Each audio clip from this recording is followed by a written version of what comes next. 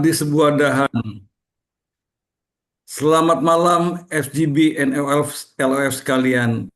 Mari kita praktekkan kesembuhan ilahi dari Tuhan.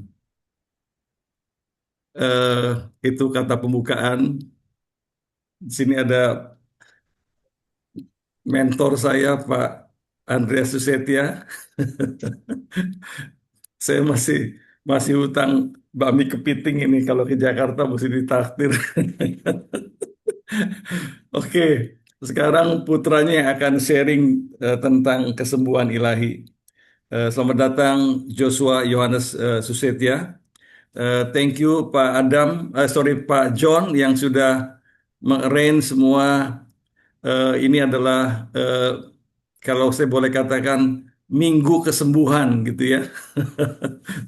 Eh, karena Tuhan adalah roh, maka kesembuhan bisa melalui udara, tidak hanya penumpangan tangan. Kita percaya sama seperti Yesus katakan, anakmu sudah sembuh, pergilah. Ya, anak itu ternyata sembuh pada jam diutarakan. Nah,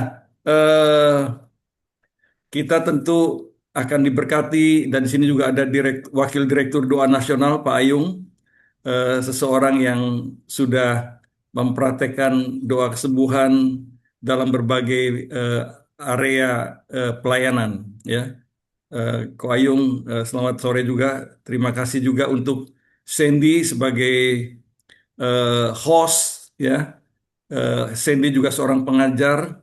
Barusan minggu lalu bicara soal kesembuhan dengan tiga pengertian kesembuhan, termasuk keselamatan, termasuk kesembuhan dengan berbagai cara, dan kesembuhan seketika.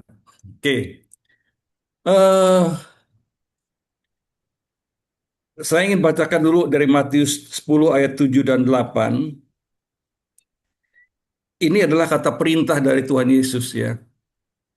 Pergilah dan beritakanlah kerajaan surga sudah dekat. Sembuhkanlah orang sakit, bangkitkanlah orang mati, lahirkanlah orang kusta, usirlah setan-setan. Kamu telah memperolehnya dengan cuma-cuma, karena itu berikan pula dengan cuma-cuma. Jadi, apakah kesembuhan itu juga amanat daripada Tuhan? Yes, karena itu bentuknya adalah perintah, ya. Perintah itu kita nggak bisa membantahnya, karena ini perintah datang dari eh, Sang Raja Agung, Tabib Agung, Tabib di atas segala tabib. Eh, saya coba pelajari dari keempat Injil, ada satu keyword, ya, keyword, ya, kata kunci bagi kesembuhan, yaitu biasanya di dalam Nats Gospel itu dikatakan, maka tergeraklah Yesus oleh belas kasihan. And then he do miracle. The miracle happens. Kemudian setelah itu miracle happens, maka berduyun-duyun, berbondong-bondong orang datang untuk mendengarkan apa yang Yesus perkatakan. So, kita mendapatkan satu clue, satu patterns, ada belas kasihan, kemudian dilakukan mujizat, melakukan mujizat, miracle workers, doer. Kemudian orang akan datang mendengarkan apa yang dia firmankan. Jadi di sini sangat penting sekali kita catat bahwa ternyata sangat berkenaan, sangat berkaitan erat antara doing miracles dengan penginjilan, ya.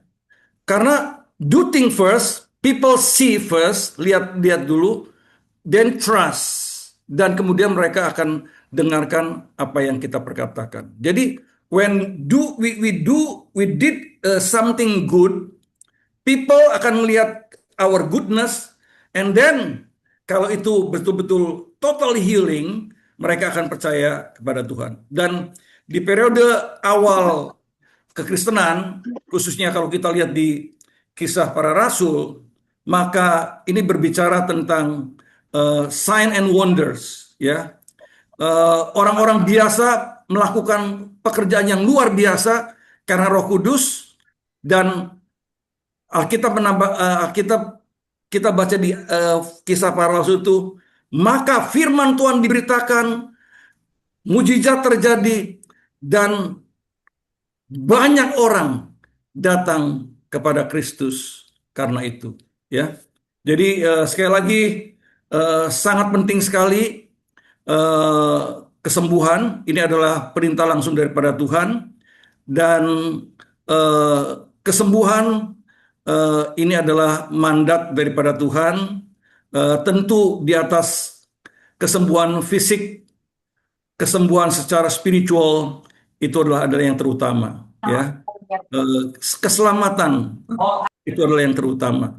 Eh, kita perlu sehat, namun kita perlu sehat secara fisik untuk kita bisa pergi kemana-mana, dan kita bisa mengabarkan kabar keselamatan Injil ini kemanapun kalau kita sehat. Nah, kita akan mendengarkan pengajaran dari Brother Yohanes Susietia, dan saya percaya saya juga eh, memahami dan menghidupi bahwa kesembuhan adalah bagian yang integral dari pelayanan orang-orang percaya di dalam Tuhan. Ya, Pak John tadi bilang, "As the Father sent me, now I send you." Ya, seperti Bapa telah mengutus aku pun sekarang mengutus kamu. Apa yang diutus oleh Tuhan? Pergilah dan beritakanlah kerajaan surga sudah dekat. Sembuhkan orang sakit, bangkitkan orang mati, tahirkan orang kusta, usirlah setan-setan. Kamu telah memperolehnya dengan cuma-cuma. Karena itu, berikanlah pula dengan cuma-cuma. As the Father sent me, I now send you. Seperti Bapa mengutus aku, sekarang aku pun mengutus engkau. Tuhan Yesus memberkati kita semua. Waktu dan selanjutnya saya berikan balik kepada Sandy. Eh, Tuhan Yesus memberkati kita semua. Baik, sekarang saatnya seperti tadi sudah Pak Vincent sudah sampaikan siapa lebih lanjut lagi mengenai tujuan ini. Sekarang saatnya kita akan masuk dan kita akan mendengarkan sharing yang akan disampaikan oleh pemateri utama kita, yaitu tentang divine healing yang akan disampaikan oleh Bapak Yohanes Susetia. Dipersilakan Pak Yohanes. Ya, selamat malam semua. Terima kasih buat kesempatan yang diberikan kepada saya. Selamat malam untuk para senior di FGB dan LOF, khususnya juga untuk Pak John yang kemarin ini sempat bertemu dengan saya di Perth juga Pak Vincent juga sempat ketemuan waktu Papa sama Mama ke Perth ya. Yes. Eh, ya, puji Tuhan. Dan yang lain juga ya selamat malam untuk Pak Sandi, Pak Joko dan semuanya. Ya terima kasih buat kesempatan yang diberikan malam hari ini. Sebelumnya saya mau ralat sedikit. Nama saya Yosua, Yosua Susetia, dan Yohanes itu koko saya. Jadi dia anak yang sulung, koko saya Yohanes, dan saya anak yang kedua. Sorry, kalau gitu Puji saya juga Tuhan. koreksi. Joshua, oke. Thank you. Ya, terima kasih, terima kasih. Ya, malam hari ini, puji Tuhan, saya akan membagikan materi yang saya telah mempelajari khususnya lewat John G. Lake Ministry ya. Tapi sebelumnya saya mau menceritakan background sedikit saja. eh, Kenapa bisa sampai saya akhirnya masuk di dalam pelayanan khususnya kesembuhan ya. Jadi sedikit saja saya mau cerita backgroundnya itu saya puji Tuhan ya saya lahir di keluarga yang di mana papa mama saya itu betul-betul percaya kepada firman Tuhan.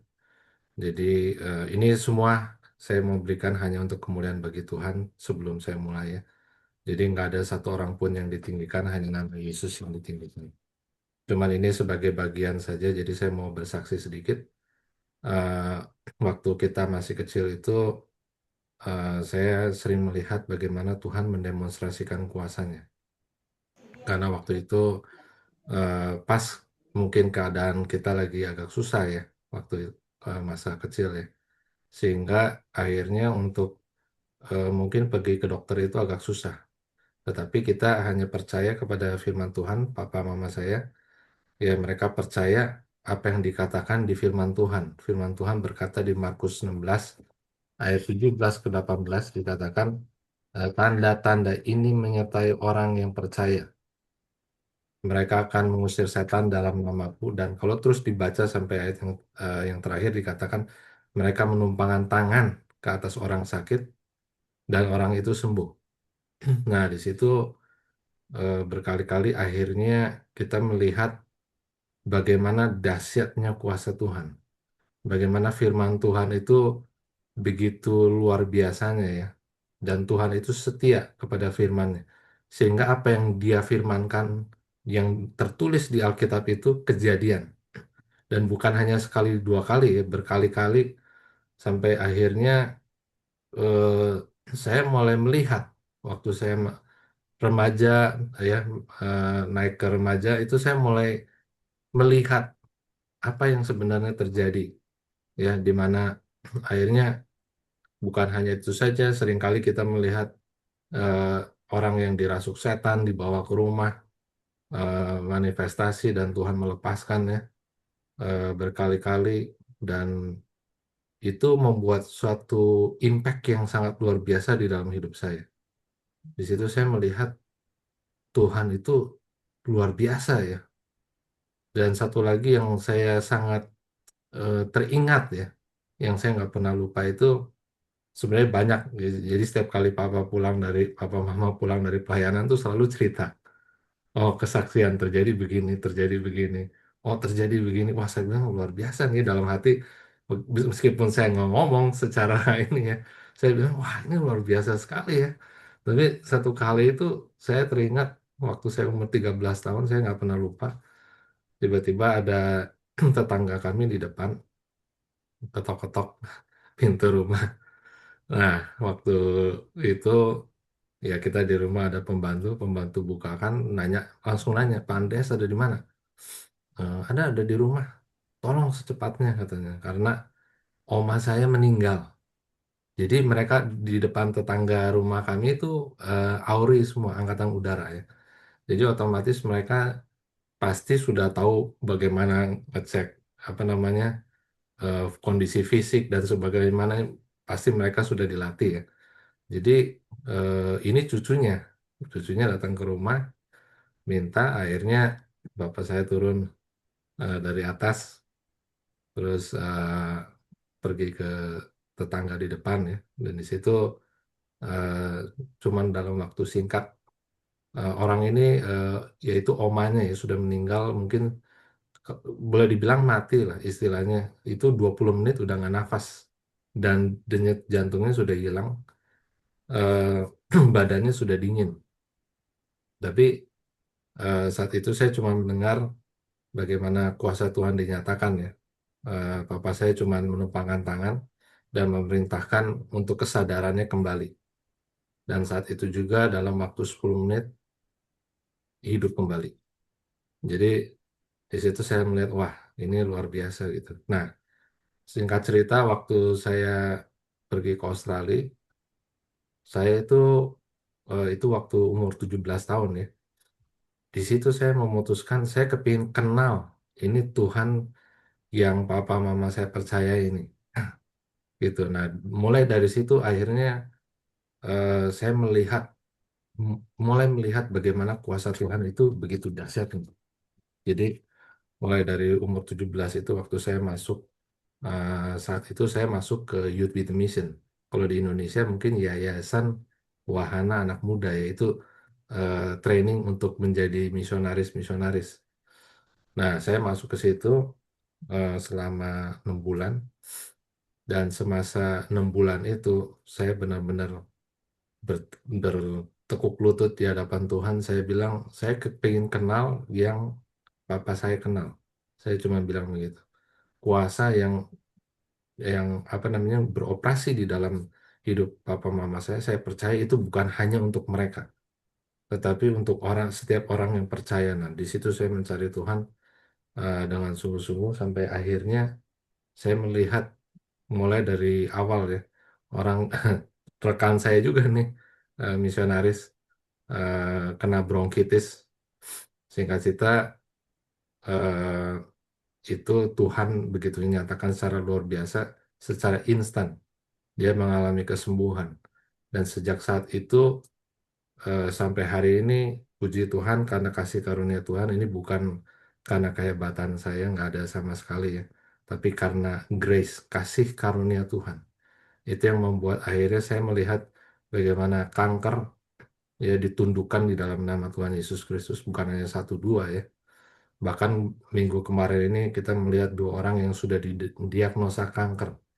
Setelah didoakan, dokternya kembali masuk dan ambil darah, lalu di MRI lagi, itu clear, bebas, tanpa cancer. Jadi kanker, eh, apa namanya, eh, gagal ginjal, stroke, dan segala macam itu Tuhan begitu dahsyat dan bisa menyembuhkan secara luar biasa. Jadi di sini kalau ada yang pernah stroke atau yang sakit jantung, Tuhan sanggup menyembuhkan. Ya, sebelumnya tadi saya melihat kalau nggak salah ada Pak Lukman ya. Eh, Shalom Pak, saya tadi baru melihat. Ya puji Tuhan. Ya selamat malam Pak. Ya kemarin juga sempat ketemu sama Mama di Jakarta, ya, puji Tuhan. Ya, eh, oke kita akan lanjut ya. Jadi waktu itu saya sempat melayani sampai akhirnya tahun 2006. Saya lagi sedang berdoa, tiba-tiba saya mendengar suatu suara yang audible. Saya juga heran waktu itu, karena saya jarang sekali mendengar suara audible. Nah, di situ saya cuma mendengar suara itu berkata, "Aku mau melawat Majalaya." Majalaya itu adalah satu bagian di kota Bandung, tapi bagian selatan, di mana kota itu dipenuhi dengan eh, kuasa kegelapan. Dan di situ benar-benar orang tuh terlibat sangat dalam dalam kuasa kegelapan ya, ilmu santet dan sebagainya. Saya baru tahunya belakangan. Nah, singkat cerita, akhirnya saya ketemu teman saya yang di Majalaya. Kita mengadakan KKR selama 3 hari, KKR kesembuhan. Dan puji Tuhan itu yang terima Tuhan Yesus 90% ya. Setiap hari datang sekitar 300 orang di kota kecil, dan yang lumpuh 48 tahun berjalan, puji Tuhan, pokoknya segala macam sakit penyakit ya. Eh, Bahkan apa namanya, murid-murid dari ilmu-ilmu hitam itu, eh, murid-murid para dukun datang dan Tuhan melepaskan dengan begitu luar biasa. Nah, itu semua karena firman Tuhan, semua karena janji Tuhan dan karena kuasa Roh Kudus. Nah, cuman saya pada waktu itu saya apa namanya, belum seperti saat ini. Jadi ada kalanya melihat kuasa terjadi dan ada kalanya enggak. Jadi ada seperti kayak bolong-bolong gitu. Sampai satu hari tahun 2020 saya diperkenalkan oleh teman saya satu pelajaran eh, yang dirilis oleh ini John G. Lake Ministry. Nah, saya tuh koleksi buku John G. Lake tuh banyak gitu. Saya senang bacain dan saya juga praktekin juga. Nah, tapi ada satu sisi di mana buku-buku itu yang ditulis di toko buku ya kebanyakan ya, itu sudah apa namanya ya, sudah disaring, difilter. Jadi keasliannya itu kita nggak mendapatkan sampai akhirnya waktu saya mendengar pelayanan mengenai John G. Lake Ministry ini, saya mempelajari videonya dan saya melihat bahwa ini sebenarnya yang John G. Lake dapatkan, tapi pada saat itu mungkin orang belum bisa terima kebenaran itu. Nah, akhirnya gereja itu menjadi sangat jauh balik ke belakang, sedangkan pada zaman dia, kalau orang menangkap firman Tuhan, itu dia bilang, ini perkataan John G. Lake ya, if the church understand the truth, they will be miles in advance. Maksudnya apa? Mereka akan jauh ke depan dalam melayani dengan kuasa. Nah, di situ akhirnya saya mempelajari, dan setelah saya mempelajari langsung saya praktekin. Karena saya senang praktek ya. Begitu saya praktekin, akhirnya saya melihat, wah, ini dahsyat sekali. Nah, kalau kita pernah dengar buku yang ditulis oleh Robert Liardon ya, judulnya God's Generals. Itu di dalamnya ada John Alexander Dowie, ada Catherine Kuhlman, ada Amy Sanford McPherson. Mereka dipakai Tuhan secara luar biasa. Ada Maria Woodworth Etter. Banyak lagi lah, Charles Parham dan sebagainya ya, Ellen. Itu mereka dipakai Tuhan secara luar biasa dahsyatnya. Nah, cuma ada perbedaan antara mereka. John Gillette juga ada di situ juga, ya. Cuma ada perbedaannya di mana mereka bisa memanifestasikan kuasa Tuhan.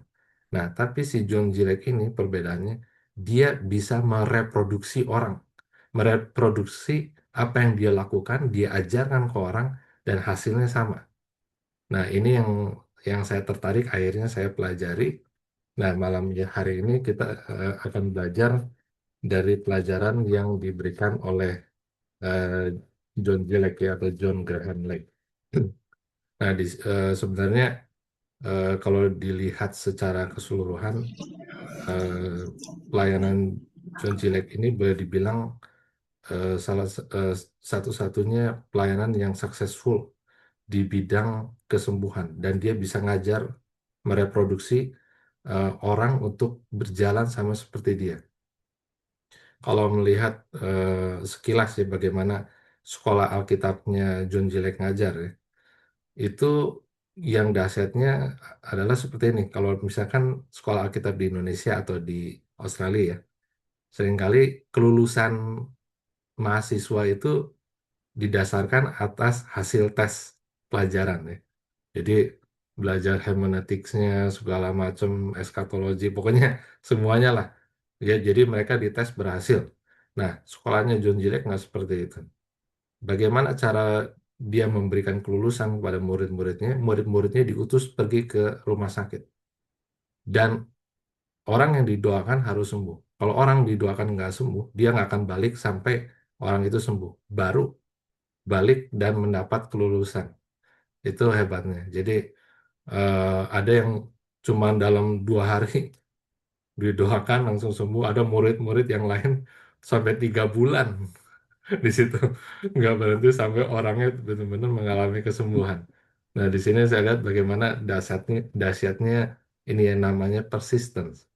Nah, malam hari ini eh, baik, kita akan masuk ke dalam materi ya. Saya akan mendasarkan dari 2 firman awalnya. Yang pertama yaitu Kejadian 1 ayat 26, di mana semua saya percaya pasti sudah tahu ya.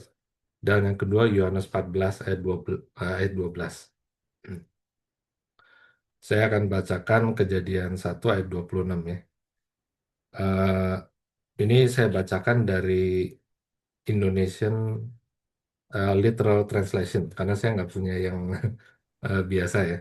Jadi saya punyanya ILT. Saya akan bacakan. Dan Elohim berfirman, biarlah kami menjadikan manusia dalam citra kami, menurut rupa kami, dan biarlah mereka berkuasa atas ikan di laut, dan atas burung di udara, dan atas hewan, dan atas seluruh bumi, dan atas segala binatang merayap yang merayap di bumi.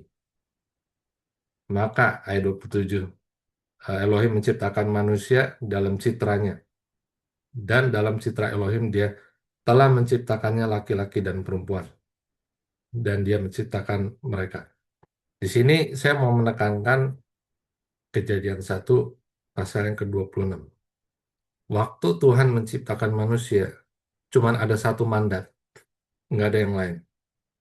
Mandatnya adalah berkuasa. Kalau di bahasa Inggrisnya, have dominion over all the earth. Dominion. Jadi saya mau semua kita menggarisbawahi itu ya, have dominion. Dan sampai hari ini, mandat ini nggak pernah berhenti. Tetap terus terjadi. Ya. Jadi setiap kali saya sebagai orang tua ya punya anak, ya. Terus mungkin nanti mereka punya anak lagi. Mandatnya tetap sama. Kejadian 1 ayat 26, ya, untuk berkuasa di muka bumi ini. Nah, ini kelihatan, bisa sangat kelihatan ketika eh, apa yang terjadi di, ya, sepanjang sejarah, ya. Karena manusia itu waktu jatuh di dalam dosa, akhirnya ada yang namanya sisi jiwa yang dikorupted. Akhirnya mandat itu tetap ada, tapi masalahnya akhirnya mereka mulai menjajah negara lain, atau misalkan dalam bisnis, ya kan, kita sebagai seorang bisnismen, ya, kita kepingin ada ekspansi. Ekspansi itu nggak salah. Nah, kenapa ada keinginan untuk ekspansi? Ini keinginan dasar ini dari ayat ini untuk berkuasa di seluruh muka bumi ini. Ya, jadi keinginan itu sa- eh, sebenarnya asalnya dari Kejadian 1 ayat 26. Jadi kita bisa mengerti bahwa Tuhan eh, waktu menciptakan manusia itu kepingin supaya kita itu berkuasa di atas muka bumi ini. Malah di sini dikatakan biarlah, di sini katakan biarlah mereka berkuasa atas ikan di laut, atas burung di udara, atas hewan dan segala, dan atas seluruh bumi. Firman Tuhan nggak mengatakan biarlah mereka dan saya, loh. Coba perhatikan lagi. Firman Tuhan nggak mengatakan biarlah apa namanya, mereka dan kami berkuasa atas muka bumi ini. Tuhan di sini cuma mengatakan biarlah mereka, dan mereka itu ditujukan kepada manusia, Anda dan saya. Ya, sampai saat ini paham semuanya, ya. Jadi oleh sebab itu kenapa sampai akhirnya Tuhan begitu dahsyatnya memberikan otoritas kepada kita. Karena inilah dari awalnya mandat manusia itu seperti ini, dan itu nggak pernah berubah. Tuhan tidak pernah menyesalinya. Ya, jadi eh, ya, itu perlu kita ingat supaya kalau perlu itu Kejadian 1 ayat 26 itu diulang lagi, direnungkan lagi, diulang lagi. Ya. Eh, yang kedua, Yohanes 14 ayat yang ke-12. Saya akan bacakan, ya. Yohanes 14 ayat yang ke-12. Atau mungkin di sini ada yang mau bacakan, boleh. Yohanes 14 ayat ke-12 ya. Iya. Aku berkata kepadamu, sesungguhnya barang siapa percaya kepadaku, ia akan melakukan juga pekerjaan-pekerjaan yang aku lakukan. Bahkan pekerjaan-pekerjaan yang lebih besar daripada itu, sebab aku pergi kepada Bapa. Puji Tuhan. Terima kasih Pak John. Di situ jelas, ya. Kalau ada kata karena itu berarti ada apa namanya? Ada sebabnya. Kenapa kita bisa melakukan pekerjaan yang lebih besar? Di sini nggak dikatakan karena kamu berpuasa, karena kamu berdoa selama 7 jam. Kita lihat lagi ayatnya. Di sini katakan sesungguh-sungguhnya aku berkata kepadamu, siapa yang percaya kepadaku, maka dia juga akan melakukan pekerjaan yang kulakukan, bahkan dia akan melakukan yang lebih besar daripada itu. Karena, nah, ini jawabannya, karena apa? Karena aku pergi kepada Bapa. Kenapa? Kok dibilangnya Tuhan Yesus pergi kepada Bapa, kok malah kita bisa melakukan pekerjaan yang lebih besar? Karena ketika Tuhan Yesus naik ke surga, dia mengutus seorang penolong, yaitu yang namanya Roh Kudus. Ya. Jadi saya percaya malam hari ini semua kita di sini sudah menerima yang namanya baptisan Roh Kudusnya, karena itu salah satu misi Full Gospel. Jadi saya mendasarkan apa namanya training malam hari ini, yaitu dengan landasan bahwa saya percaya semuanya sudah dibaptis oleh Roh Kudus. Tetapi apabila ada yang belum dibaptis Roh Kudus, malam hari ini kita akan doakan, ya, supaya kita semua menerima, karena itu adalah janji yang diberikan Bapa kepada setiap kita semua, bukan hanya segelintir orang, setiap orang. apalagi di FGB sudah sangat ditekankan ya. Salah satu misi adalah untuk membaptis orang menerima baptisan Roh Kudus.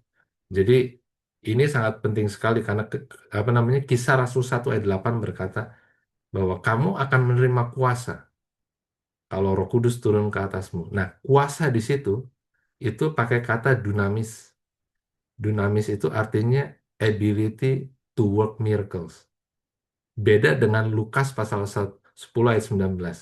Lukas pasal 10 ayat 19 dikatakan, aku memberikan padamu otoritas untuk menginjak ular dan kalajengking. Ada bedanya otoritas dengan power dunamis. Otoritas itu seperti kayak waktu kita bekerja di perusahaan, bos kita kasih mandat, kita dapat otoritas, ya kan? Atau misalkan eh, contoh sebagai polisi lah, waktu ya ini seandainya aja ini ya, seandainya saya tiba-tiba jadi polisi gitu. Nah, itu saya dapat otoritas dari atasan saya dengan bentuk apa? Ada ini kan, ada badge-nya, ada topinya, seragamnya. Nah, itu kan sebenarnya lambang otoritas, betul ya. Nah, tapi yang namanya dunamis ini bedanya itu yaitu seperti ini. Polisi punya seragam sebagai lambang otoritas, tapi dia juga punya pistol. Waktu penjahat masih tetap mau melanggar, dia bisa keluarin pistolnya. Nah, itu yang namanya power. Nangkep sampai sini ya. Jadi ada perbedaan otoritas sama kuasa. Kuasa ini adalah ability to work miracles. Itu yang namanya dunamis ya. Nah, ada dua hal yang paling utama yang kita harus ketahui mengenai kesembuhan. Nah, ini bisa dicatat ya. Yang pertama, ini kita harus punya keyakinan. Yang pertama adalah apakah kesembuhan itu selalu kehendak Tuhan? Apakah kesembuhan itu selalu kehendak Tuhan? Yang kedua, apakah Tuhan memerintahkan orang-orang percaya untuk menyembuhkan yang sakit? Jadi yang pertama, apakah kesembuhan itu selalu, ada kata selalu kehendak Tuhan? Nah, kenapa ini penting? Supaya ketika kita melayani kesembuhan tidak ada lagi keraguan sedikit pun. Kenapa? Karena di Yakobus 1 saya akan bacakan ya. Yakobus 1 eh, ini saya mau minta tolong Pak John kalau saya kepanjangan kelamaan tolong diberhentikan. Supaya soalnya ini memang materinya cukup banyak. Cuman ini materi ini sebenarnya hanya teaser saja istilahnya saya apa namanya condense ya, di summarize aja. Sebenarnya kalau mau belajar itu 18 session. Tapi ini di summarize jadi hanya eh, apa di, di diperpendek. Nah, Yakobus pasal yang ke-1 ayat yang ke-6 sampai yang ke-7. Di sini dikatakan, namun biarlah dia meminta dengan iman, dengan tiada bimbang, karena orang yang bimbang, ia seperti ombak laut yang dikendalikan oleh angin dan terombang-ambing. Ayat yang ke-7, karena orang itu tidak mengharapkan bahwa dia akan menerima sesuatu dari Yahweh. Kalau di bahasa Inggrisnya mungkin saya akan bacakan ya. Di bahasa Inggrisnya ini lebih jelas. Jadi di Inggrisnya saya akan terjemahkan ya. Jadi ayat yang ke-6 dikatakan, but let him ask in faith. Jadi biarlah dia memintanya dengan iman. Nothing wavering, jangan goyah. For he that wavereth is like a wave. Dia yang bimbang itu seperti kayak ombak di lautan yang di kian ke sana kemari. Ayat yang ke-7 dikatakan, for let not that man think that he shall receive anything from the Lord. Jadi di sini katakan, jangan berharap orang yang demikian akan menerima sesuatu dari Tuhan. Jadi di sini sangat jelas sekali eh, yang namanya double minded. Double minded itu contohnya seperti ini. Misalkan saya melayani seseorang ya, eh, kelihatannya ini udah agak parah nih. Terus saya mulai berpikir, tar ini kehendak Tuhan nih untuk dia meninggal sekarang atau masih hidup lagi gitu. Nah, ini saya udah ada double minded nih di sini gitu.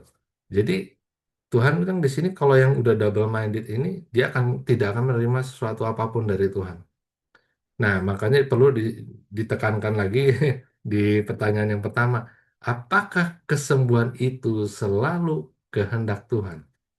Nah, nanti kita akan lihat ya jawabannya. Cuman di sini dikatakan kalau Anda percaya dan yakin bahwa jawaban dari kedua pertanyaan ini adalah ya. Jadi yang pertama, kesembuhan itu adalah selalu kehendak Tuhan. Yang kedua, apakah Tuhan memerintahkan orang-orang percaya untuk menyembuhkan yang sakit? Kalau jawabannya iya juga, maka langkah selanjutnya hanyalah untuk mempelajari bagaimana, gimana caranya, gitu kan? Ya. Jadi, nah yang kedua, ini yang perlu diingat ya. Seringkali pengalaman kita di masa lalu itu akhirnya membentuk mindset kita. Misalkan masa lalu kita pernah mendoakan seorang dan orang itu maksudnya gagal ya. Akhirnya dia meninggal. Nah, terus akhirnya yang terjadi adalah kita membuat doktrin sendiri dan membuat excuse. Pengalaman kita menurunkan firman Tuhan. Jadi firman Tuhan bilang kesembuhan secara total, tapi karena kita mengalami kegagalan, kita membawa firman ini diturunin ke pengalaman kita. Seharusnya bukannya pengalaman kita menurunkan firman, pengalaman harusnya dinaikin, disejajarkan sama firman. Nah, ini yang terjadi di banyak anak Tuhan, di mana kita seringkali mengeluarkan excuse, ya, karena kita belum sepenuhnya mengerti firman Tuhan. Nah, kalau kita mengerti firman Tuhan, maka kita akan melihat bahwa kehendak Tuhan adalah untuk setiap orang itu disembuhkan. Ya, belum lama ini waktu saya masih di Bandung ya, ini kesaksian sedikit saya sebagai mendukung. Saya sempat diundang sama teman saya, dia seorang pendeta juga di Bandung. Dia nelpon ke saya, bisa tolong doakan nggak? Oh, ada apa ya? Saya bilang, ada anak kecil umur 4 tahun itu udah leukemia akut katanya, severe leukemia ya. Jadi dokter udah angkat tangan, jadi cuma hanya diinfus saja. Eh, saya dengan rekan saya datang ke sana, papanya dia punya pengharapan yang kuat, tapi istrinya sepertinya kayak udah lemah gitu.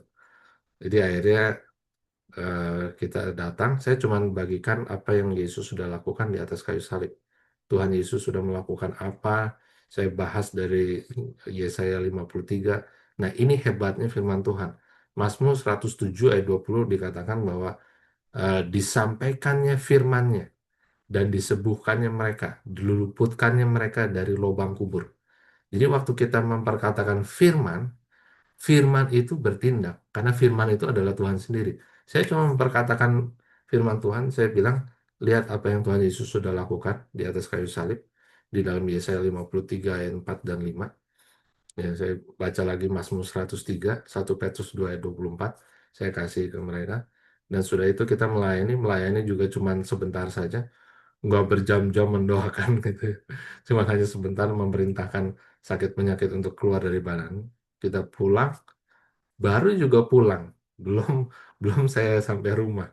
Tiba-tiba di message sama teman saya ini, luar biasa, dicek sama dokter, dites lagi, ternyata clear, leukemianya hilang sama sekali, dan mereka boleh pulang ke rumah. Ya puji Tuhan ya, sampai hari ini mereka benar-benar sehat. Dokternya juga bingung kenapa bisa terjadi. Semuanya karena Tuhan Yesus ya, luar biasa. Nah, kita lanjut lagi ya. Jadi kita harus pertama mengerti dan mengenal kehendak Tuhan. Gimana caranya kita mengenal kehendak Tuhan? Nggak ada lain, lewat firman, ya, lewat firman. Nah, ini hal yang perlu diingat ini ya, yaitu bahwa Yesus tidak pernah mengajar tentang kesembuhan, tapi yang diajarkan adalah Injil Kerajaan. Yang pertama itu. Yang kedua, otoritas yang menyertai kerajaan dan hubungan dengan Bapa Surgawi. Tiga. Yang pertama, dia mengajarkan mengenai Injil Kerajaan, dia memberitakan Injil Kerajaan. Jadi kalau bicara mengenai kerajaan ini, bicara mengenai otoritas. pada waktu Tuhan Yesus mengajarkan doa kepada murid-muridnya, murid-muridnya bertanya kan, bagaimana caranya kita berdoa? Tuhan Yesus mengajarkan doa Bapa kami, ya kan? Salah satunya dituliskan apa namanya? Datanglah kerajaanmu. Ya, waktu dia bilang datanglah kerajaanmu, berarti kerajaan yang ada di sini ini harus dihancurkan dan dicopot keluar. Waktu kita berkata Tuhan datanglah kerajaanmu, berarti ada yang namanya warfare. Nah, ini yang saya ingin tekankan, bahwa healing itu atau divine healing adalah spiritual warfare. Seringkali kita berpikir, oh, spiritual warfare itu doa ke gunung, ya kan, nongking setan, ya itu termasuk. Tapi jangan lupa, yang namanya healing itu adalah benar-benar spiritual warfare. Kenapa? Sekarang, kalau iblis bisa mengambil nyawa seseorang, seseorang yang misalkan siapalah, dia Tuhan sudah apa mempunyai purpose yang luar biasa di dalam orang itu. Dan iblis tahu bahwa kalau Tuhan melaksanakan tujuannya di dalam orang ini, maka impact-nya akan begitu dahsyat di muka bumi ini. Gimana caranya? Dia akan coba ambil nyawa orang ini secepatnya dari muka bumi ini. Makanya saya mengatakan bahwa healing itu adalah spiritual warfare. Dan yang saya bisa lihat ya selama ini, itu benar-benar warfare yang dahsyat sekali, di mana kalau istilahnya orang yang dirasuk setan, kita bisa tangking dalam nama Tuhan Yesus, ya kan? Tapi kalau yang namanya healing, itu dia berusaha sedemikian rupa untuk mengambil nyawa seseorang secepatnya. Supaya apa? Supaya kehendak Tuhan di dalam hidup orang itu digagalkan. Ya, jadi ini kita harus mengerti ya.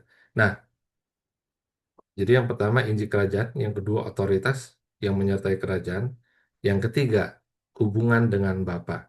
Nah, ini yang penting. Ketika kita memiliki hubungan dengan Bapa Surgawi dan memahami cara kerja kerajaan, maka kita semua akan beroperasi di dalam kuasa. Nah, jadi waktu kita memiliki hubungan dengan Bapa ya lewat Roh Kudus yang di dalam kita, dan kita memahami cara operasi kerajaan, ya intimacy with God, betul ya, intimacy with God yang pertama, yang kedua memahami cara kerja kerajaan, maka kita semua akan beroperasi di dalam kuasa kesembuhan dan mujizat ya. Nah, kita lanjut lagi ya, ini ya poin yang pertama yang penting, kita harus melihat firman Tuhan yang tertulis adalah final authority.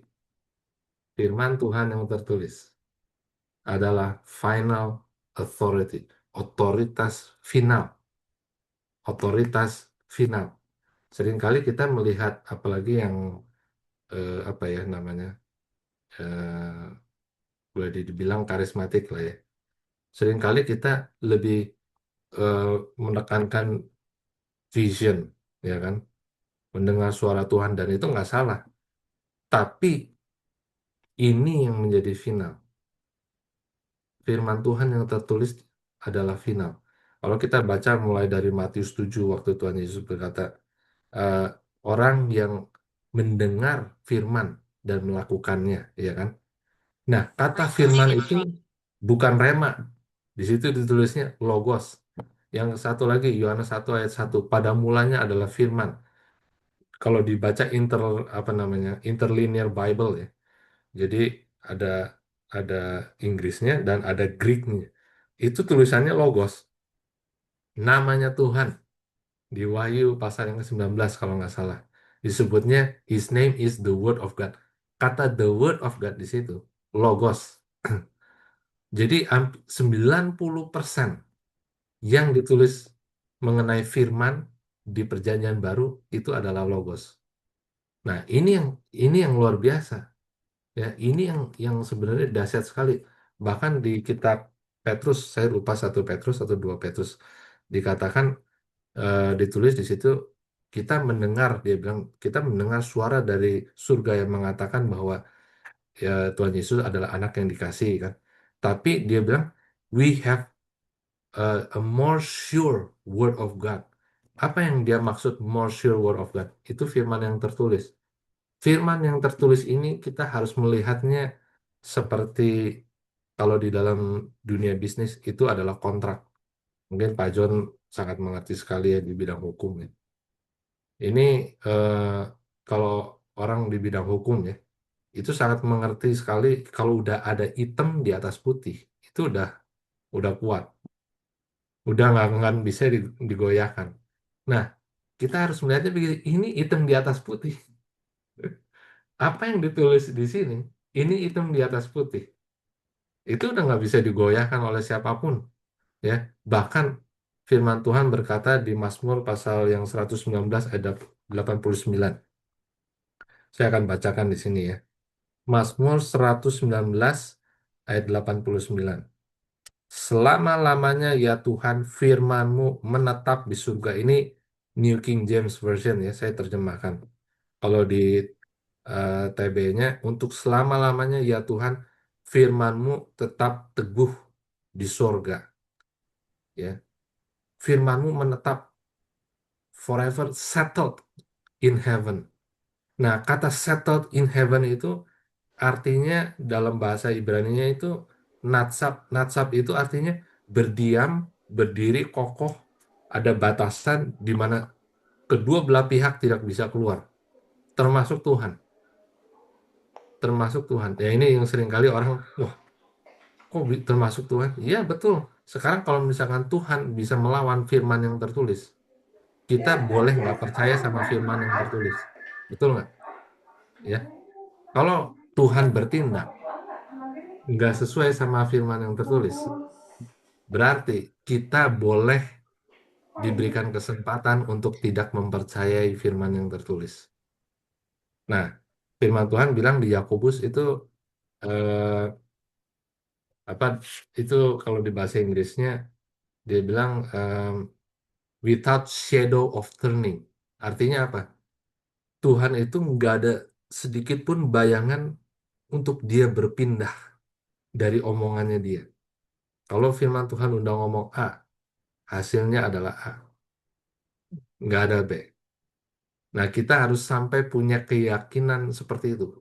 Karena kita, begini, kalau kita udah kenal Tuhan nih, kalau kita udah kenal Tuhan, kita tahu siapa dia. Dia adalah pribadi yang penuh dengan integritas. Artinya, kalau kalau Tuhan sudah berfirman, nggak mungkin dia akan melakukan yang berlawanan dengan firman-Nya. Ya. Dia adalah pribadi yang setia. Itu ditulis di Mazmur banyak sekali. God is faithful. Di 1 Korintus ditulis juga pasal yang pertama, ayat yang ke-6 kalau nggak salah. God is faithful. Dia setia kepada firman-Nya. Dia setia kepada janjinya. Kalau dia nggak setia kepada janjinya, kita bisa nggak percaya sama dia.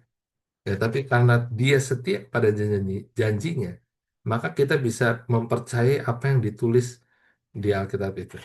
Ya, jadi yang pertama, firman Tuhan adalah otoritas akhir kita. Makanya eh, ini lewat apa keluar jalur sedikit ya. Eh, apa namanya? Yesaya pasal yang ke-53. Ya. Yesaya pasal yang ke-53 ayat yang saya bacakan bahasa Inggris ya. Eh, ayat yang pertama. Di sini dikatakan, saya bacakan King James Version-nya ya. Who has believed our report? Nah, cukup sampai di situ. Siapa yang itu ada kata report di bahasa Inggris. Jadi seandainya gini, ada 2 report keluar. Yang satu dari dokter, yang kedua firman ini. Ini report. Yang satu lagi report dari dokter. Di sini Tuhan lagi nanya, Anda percaya kepada report yang mana? Report yang saya kasih, yaitu firman, atau yang satu lagi.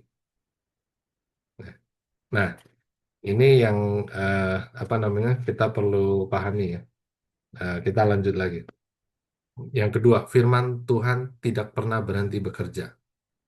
Ya, jadi firman Tuhan di sini dikatakan Yesaya 55 ayat yang ke-11. Demikianlah firmanku yang keluar dari mulutku, ia tidak akan kembali kepadaku dengan sia-sia, tetapi ia akan melaksanakan apa yang kukehendaki dan akan berhasil dalam apa yang kusuruhkan kepadanya. Jadi waktu Tuhan ngomong, firman itu harus kembali kepada dia. Tapi sebelum dia kembali, dia harus melaksanakan apa yang disuruhkan dan berhasil. Firman Tuhan dikatakan dan berhasil dalam apa yang kusuruhkan kepadanya. Nah, firman Tuhan yang hidup itu siapa? Itu adalah Tuhan Yesus, betul? Ya kan? Sekarang pertanyaannya, Tuhan Yesus di mana?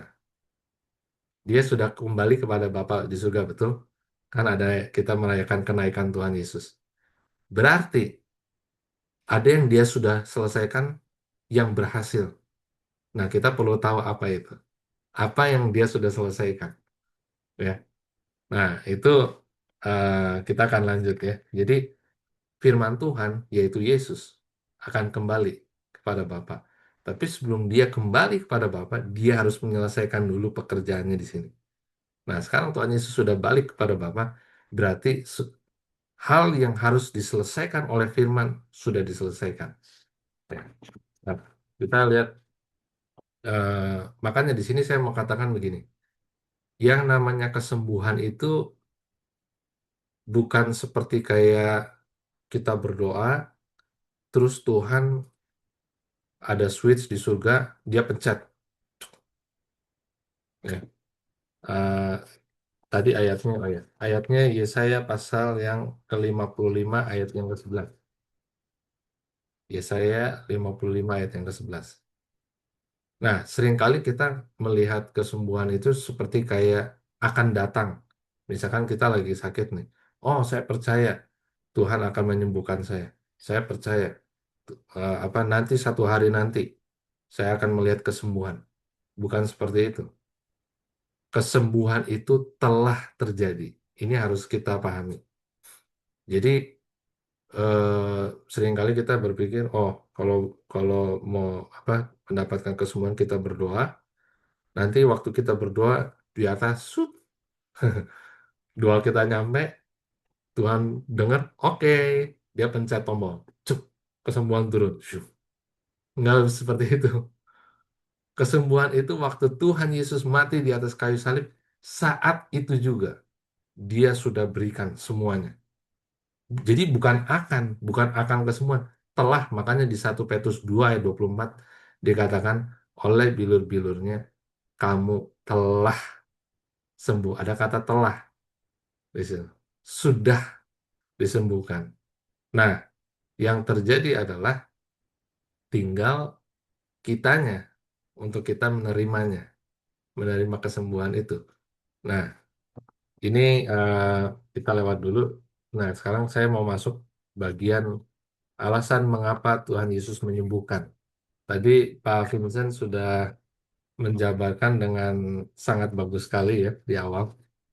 Dan itu yang saya mau bagikan juga malam hari ini. Seringkali banyak di antara kita ya, seringkali kita berpikir gini, eh, apa sih artinya hidup dipimpin oleh Roh? Nah, hidup dipimpin oleh Roh, seringkali kita tuh punya bayangan, oh nanti kita dengar suara, baru kita kerjain. Tapi kalau saya nggak dengar suara, saya nggak kerjain. Seringkali banyak orang seperti itu. Gitu. Oh, kita tunggu dulu. Ini Tuhan pimpin saya nggak ya? Pimpin saya nggak nih? Ada orang udah mau sekarat nih, misalkan di depan kita nih udah mau sekarat. Langsung kita pas ngeliat itu, kita tunggu dulu. Ini Tuhan suruh saya nggak untuk berdoa nih? Suruh saya nggak nih? Kalau nggak dengar suara saya nggak mau melangkah. Itu salah besar. Ya, salah besar itu. Jadi di sini dikatakan mengapa Tuhan Yesus menyembuhkan cuma satu, karena belas kasihan. Pertanyaannya, apakah Yesus hidup dipimpin oleh Roh? Yes, dipimpin oleh Roh. Tapi pada waktu kita membaca firman, ditunjukkan bagaimana caranya Tuhan Yesus dipimpin oleh Roh, yaitu oleh compassion, belas kasihan. Ya. Eh, di Matius pasal yang ke-9 ayat 35. Di sini dikatakan, lalu Yesus pergi mengelilingi semua kota dan desa, mengajar di rumah-rumah ibadat mereka dan memberitakan Injil Kerajaan Allah dan menyembuhkan segala penyakit dan segala kelemahan di antara orang-orang itu. Nah, sebelumnya saya mau satu hal ya yang ini ingin saya bagikan di sini, bahwa Tuhan Yesus menyembuhkan itu bukan untuk membuktikan bahwa Dia itu adalah Tuhan, bukan. Ya, Tuhan Yesus ya sebagai anak Allah datang, Dia datang sebagai anak manusia untuk menunjukkan kepada kita apa yang dapat dilakukan oleh siapapun yang memiliki hubungan yang benar dengan Tuhan. Itu yang pertama. Jadi dia menjadi contoh bagi kita orang-orang yang percaya kepada dia. Tapi yang kedua, kenapa Tuhan Yesus menyembuhkan? Karena itu adalah nature-nya dia. His nature. God's nature. Nah, salah satunya yang kita bisa lihat nature-nya Tuhan itu di dalam nama, betul? Setiap nama itu mengandung arti. Dan itu terhubung dengan karakter. Nama tuh salah satu nama Tuhan adalah Yahweh Rafa, Jehovah Rafa. Tuhan yang menyembuhkan. Berarti kalau Tuhan sudah tidak menyembuhkan lagi, nama itu boleh dihilangkan. Betul? Berarti oh, karakternya Tuhan itu udah nggak ada. Nah, pertanyaannya, apakah Tuhan sudah tidak menyembuhkan lagi? Tidak. Firman Tuhan berkata, Yesus Kristus adalah tetap sama dari dulu, sekarang, sampai selamanya. Ya kan, 2000 tahun yang lalu dia membangkitkan yang mati, mengusir setan yang sakit, sembuh, lumpuh berjalan, buta melek, tuli mendengar, sampai hari ini juga dia tetap sama. Maka kita bisa melihat bahwa dia masih tetap Yehovah Rafa, Tuhan yang menyembuhkan. Ya. Matius 14 ayat 14. Kita bisa catat ya di sini. Ketika Yesus keluar, dia melihat orang banyak yang besar jumlahnya dan dia mendengar suara Roh Kudus. Di situ ditulis apa? Dan di situ dikatakan dan dia tergerak oleh belas kasihan kepada mereka dan menyembuhkan penyakit mereka. Ya, di TB dikatakan ketika Yesus mendarat, ia melihat orang banyak yang besar jumlahnya, maka tergeraklah hatinya oleh belas kasihan pada mereka dan ia menyembuhkan mereka yang sakit. Ya, Matius 20 ayat 33 sampai 34. Jawab mereka, Tuhan, supaya mata kami dapat melihat. Maka tergeraklah hati Yesus oleh belas kasihan. Lalu ia menjamah mata mereka dan seketika itu juga mereka melihat lalu mengikuti dia. Satu lagi nih, ayat terakhir mengenai belas kasihan nih. Markus 1 ayat 40 sampai 42. Seorang yang sakit kusta datang kepada Yesus dan sambil berlutut di hadapannya, ia memohon bantuannya, katanya, kalau engkau mau, engkau dapat mentahirkan aku. Maka tergeraklah hatinya oleh belas kasihan. Di sini nggak ditulis, maka dia mendengar suara dari surga yang mengatakan bahwa pergilah, tumpangilah tanganmu ke atas orang itu. Nggak ada ditulis di situ. Ya, di situ ditulisnya, maka tergeraklah hatinya oleh belas kasihan. Lalu ia mengulurkan tangannya, menjamah orang itu, dan berkata kepadanya, aku mau, jadilah engkau tahir. Seketika itu juga lenyaplah penyakit kusta orang itu, dan ia menjadi tahir. Nah, di sini ada satu hal yang ingin saya bagikan ya. Eh, Kalau kita merubah doa kita, yang sering kali terjadi 90% saya katakan di dalam kehidupan anak-anak Tuhan ya. Ketika kita berurusan dengan penyakit, maka yang selalu yang kita lakukan adalah kita memohon kepada Tuhan. Tuhan, tolong sembuhkan saya. Atau misalkan ada siapa yang sakit. Tuhan, tolong Tuhan, ulurkan tanganmu, sembuhkanlah dia. Nah, itu yang namanya intercession. Tapi Tuhan nggak menyuruh seperti itu. Di Matius 10 yang di awal ya, di mana Pak Vincent sudah bacakan tadi.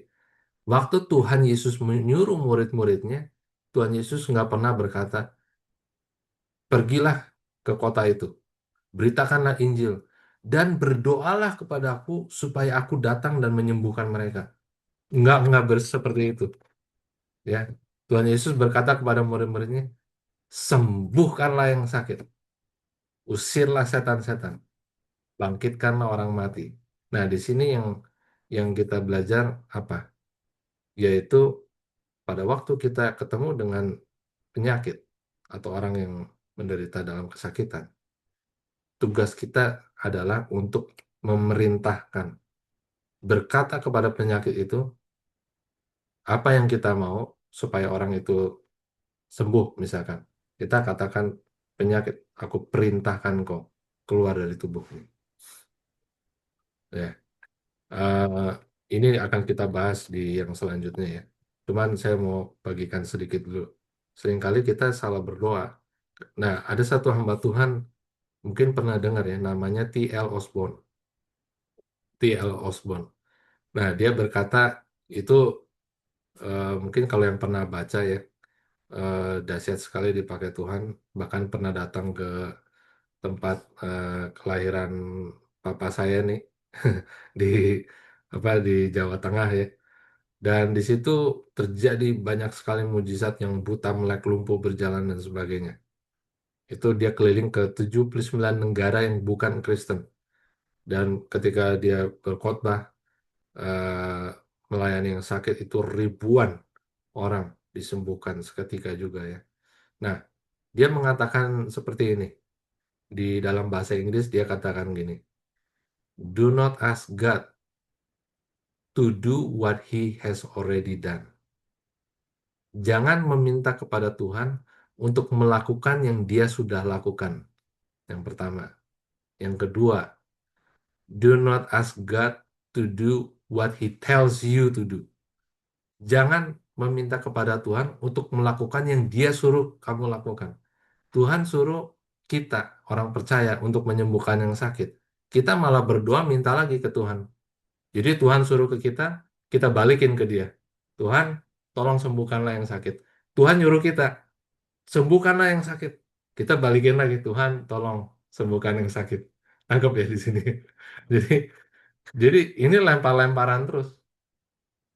Padahal sebenarnya Tuhan sudah menyuruh dari awal sembuhkanlah yang sakit. Bahkan kalau kita pelajari waktu murid-murid Tuhan Yesus tidak bisa menyembuhkan anak yang kena sakit ayan ya. Reaksi Tuhan Yesus itu luar biasa sekali di situ. Apa reaksinya dia? Marah sama murid-muridnya. Seharusnya ya, yang kita pikir ini ya, secara manusia ya, mungkin kita pikir, oh ada baiknya kita bawa ke Tuhan, ya kan? Kita kan selalu kan bicara seperti itu. Oh orang ini sakit kita bawa ke Tuhan, biar Tuhan yang menyembuhkan. Di situ Tuhan Yesus marah sama murid-muridnya.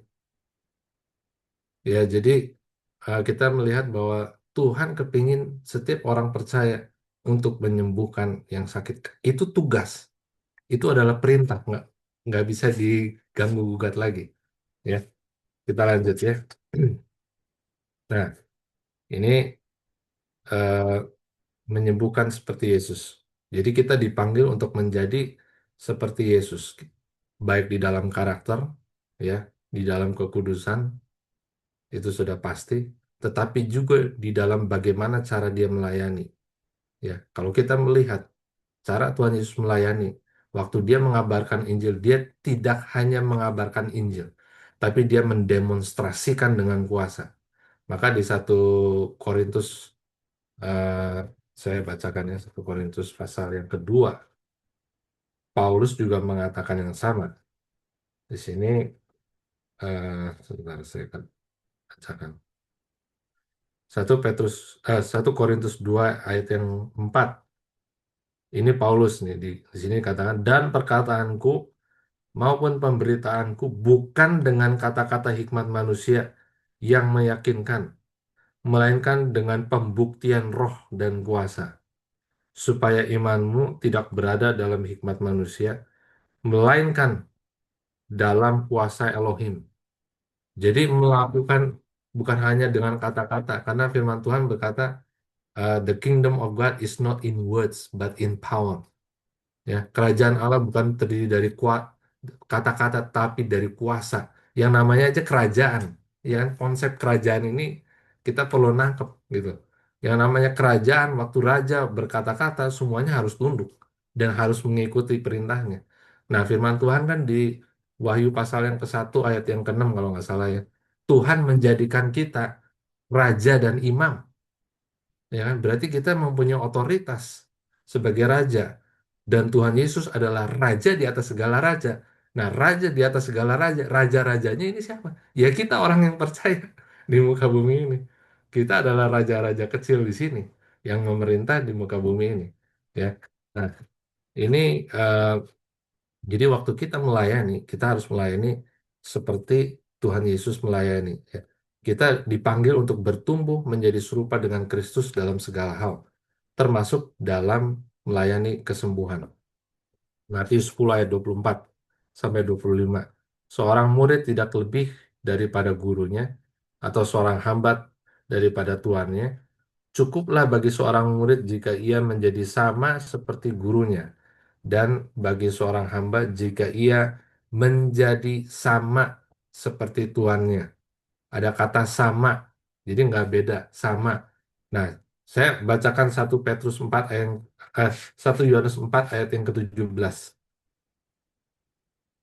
Sebentar ya. 1 Yohanes 4 ayat yang ke-17. Atau mungkin ada yang bisa bantu untuk bacakan. 1 Yohanes pasal yang keempat. 17 ya. Iya, Ya, saya bacakan ya. siap. Dalam hal inilah kasih Allah sempurna di dalam kita, yaitu kalau kita mempunyai keberanian percaya pada hari penghakiman, karena sama seperti Dia, kita juga ada di dalam dunia ini. Terima kasih Pak John. Luar biasa. Ini ayat sangat dahsyat sekali. Dikatakan karena sama seperti Dia, ada kata sama seperti Dia, kita ada di dalam dunia ini. Kalau di bahasa Inggrisnya ini lebih jelas lagi. Di situ dikatakan because as He is, so are we in this world. Dia nggak pakai kata past tense loh. Seandainya pakai kata past tense, ininya ya, because as He was, so are we in this world. Saya udah happy banget. Karena waktu dia ada di muka bumi ini, yang lumpuh berjalan, badai berhenti, ya kan, yang buta melek. Itu kalau kita pakai kata past tense ya. Tapi yang ditulis di sini as he is sekarang. As he is, so are we in this world. Sama seperti dia sekarang kita ada di muka bumi ini. Coba bayangkan saudara, betapa dahsyatnya ya. Ini firman ini jikalau kita benar-benar percaya, wah, ini dunia bisa dijungkir balikan sama sama anggota FGB ini. Saya percaya. Amin. Ya, kita sedang menuju ke sana. Nah, eh, 1 Yohanes 2 pasal yang ke-5 sampai ke-6. Di sini dikatakan, tetapi barang siapa menuruti firman-Nya, di dalam orang itu sungguh sudah sempurna kasih Allah. Dengan itulah kita ketahui bahwa kita ada di dalam Dia. Barang siapa mengatakan bahwa ia ada di dalam Dia, ia wajib hidup sama seperti Kristus telah hidup. Ada kata wajib, must.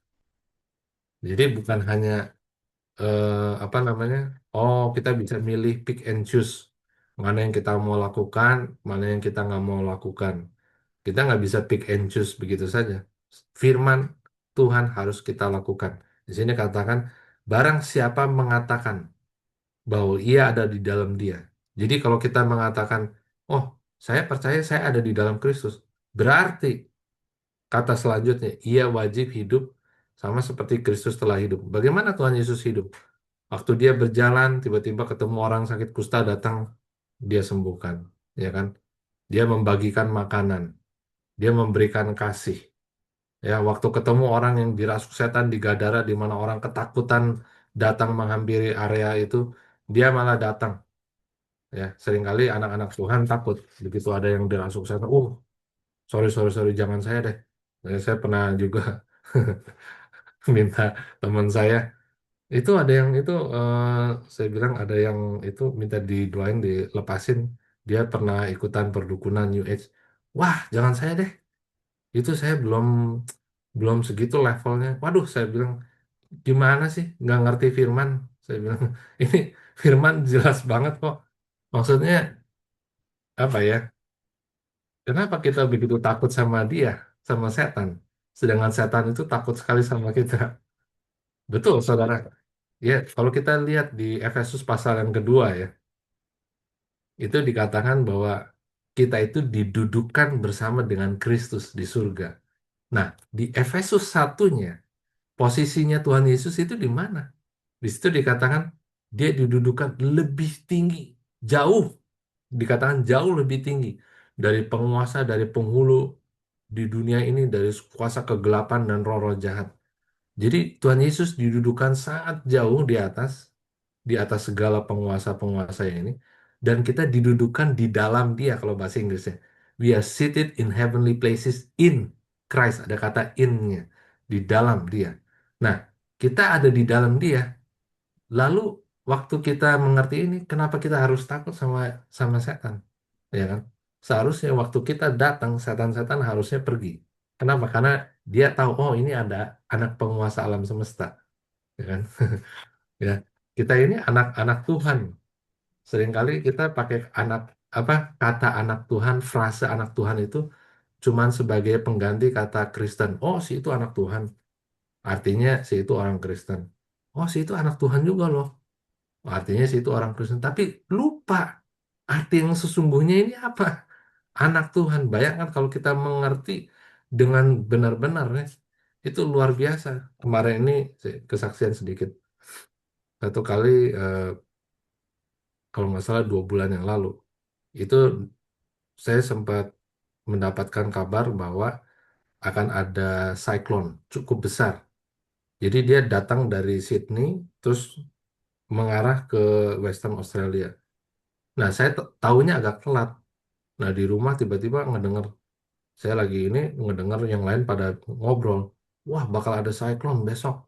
Begini segala macam, kita harus persiapan segala macam.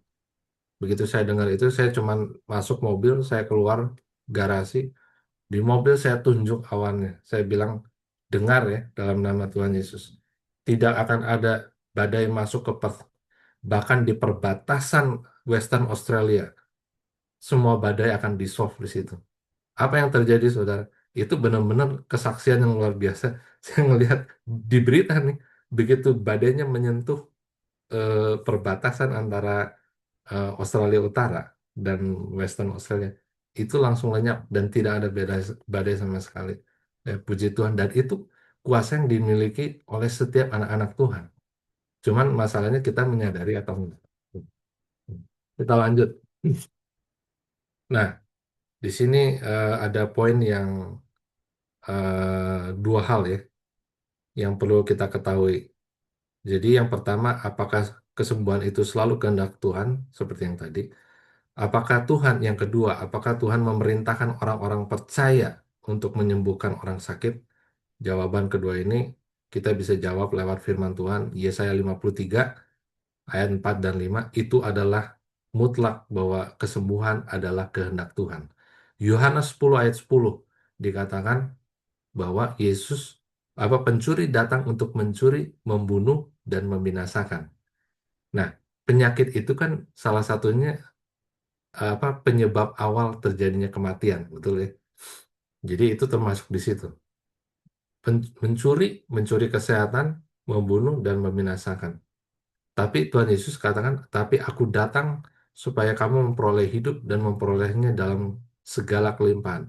Jadi kita melihat ada 2 job desk yang sangat jelas di sini. Tuhan, di, ya di sini Tuhan, ada batasan, di sini setan. Ya, seringkali kita ketukar balik. Jadi yang pekerjaan setan di, dibilangnya pekerjaan Tuhan. Ya, misalkan orang kena kanker, oh, saya percaya itu Tuhan sedang mengajar kamu. Loh, Tuhan itu sudah cara Tuhan mengajar itu nggak pakai sakit penyakit. Ya. Coba bayangkan seandainya kita mengajar anak kita betapa panasnya dan bahayanya setrikaan. Terus kita minta anak kita, taruh tangannya di sini nih. Ini bahaya nih. Kita tempelin, kan nggak bener kan? Di setrikaan ditempelin ke tangan anak kita, itu kan nggak benar. Kita cukup mengajar dengan perkataan, ya. Sama seperti Tuhan. Di Timotius dikatakan bagaimana firman Tuhan itu adalah untuk mengajar, ya kan? Jadi jelas ya, ya apa job desk-nya Tuhan dan job desk-nya si iblis itu. Yang kedua, di sini eh, ada dua alasan kegagalan. Kenapa seringkali waktu kita melayani apa namanya orang yang sakit itu mengalami kegagalan. Yang pertama, karena ketidakpercayaan, ragu-ragu, jadi akhirnya kita menarik diri, bimbang, terombang-ambing. Yang kedua, karena tradisi manusia. Cuman dua hal ini, ragu-ragu, dan yang kedua, karena tradisi manusia. Itu firman Tuhan jelas. Ya, Eh, yang pertama, ketidakpercayaan. Nah, di sini saya mau katakan ini yang dikatakan si John G. Lake, satu-satunya hambatan untuk kesembuhan adalah Anda percaya bahwa ada hambatan untuk kesembuhan. Jadi, satu-satunya hambatan untuk kesembuhan adalah Anda dan saya percaya bahwa ada hambatan untuk kesembuhan. The only hindrance to healing is that you believe that there are hindrance to healing. Sekarang pertanyaannya, ya, sorry Pak John mau ini. Mungkin kita tunda nih untuk besok. Ya, Teman-teman, saya nggak tahu apa sama dengan saya apa yang dialami teman-teman, bahwa seturut dengan materi yang disampaikan begitu segar, begitu kita dikuatkan, diteguhkan teman-teman semua.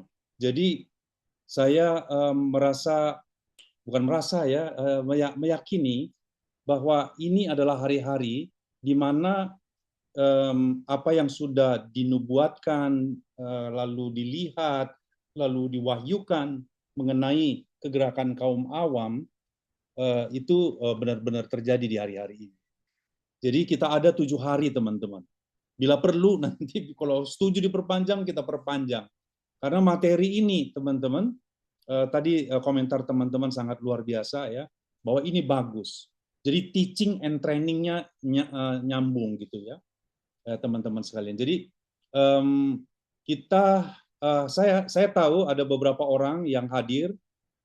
Saya juga baru pulang dari rumah sakit tadi siang. Untuk saudara kita ada hadir di sini, ya, yang cancer juga beberapa teman-teman.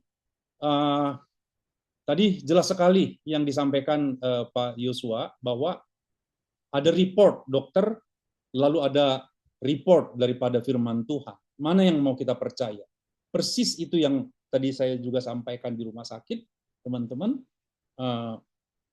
Oleh sebab itu malam hari ini teman-teman semua minta tolong undang besok ya, tolong undang sebanyak-banyaknya. Inilah yang dibutuhkan di hari-hari ini untuk kita sendiri belajar, dan kuasa itu benar-benar diberikan kepada kita, anak-anaknya. Gitu. Thank you Pak Yosua. Sebelum saya sampaikan kepada Ko Ayung sebagai closing dan doa, mungkin ada 1-2 yang mau teman-teman yang mau menyampaikan sesuatu yang sakit atau apa, silakan open mic 1-2. boleh langsung bisa dilayani Iya. kalau ada yang sakit ya. Iya. Iya. 96 orang, luar biasa. I'm also blessed. Thank you, Brother Joshua. Sama-sama. Dan kita di refresh ya. Mungkin untuk memancing pertanyaan kepada teman-teman, boleh saya buka dengan pertanyaan ke Brother Joshua ya. Kenapa orang-orang Kristen tertentu, bahkan hamba Tuhan yang sudah dipakai di dalam pelayanan, juga mengalami sakit penyakit?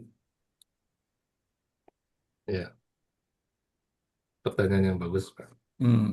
Ya, Hmm. itu seringkali ketika orang apa ya mengalami kuasa Tuhan. Nah, terkadang orang itu lupa, akhirnya dia nggak menjaga karena dia merasa mungkin Tuhan sudah mengalir lewat hidup dia, jadi dia lupa menjaga. Nah, ini masalahnya kita bisa lihat di Roma pasal 8 ya. Saya akan bacakan. Hmm. Eh, Roma pasal 8. Hmm. Hmm. Sebentar. Eh,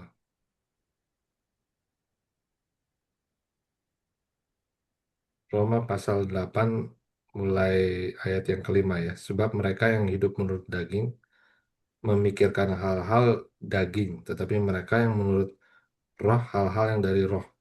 Sebab ayat 6, pola pikir daging adalah kematian, tetapi pola pikir roh adalah kehidupan. Nah, di sini mungkin kurang jelas ya. Jadi mereka yang eh, sebentar, saya mungkin coba bacakan di bahasa Inggrisnya Roma pasal yang ke-8. Jadi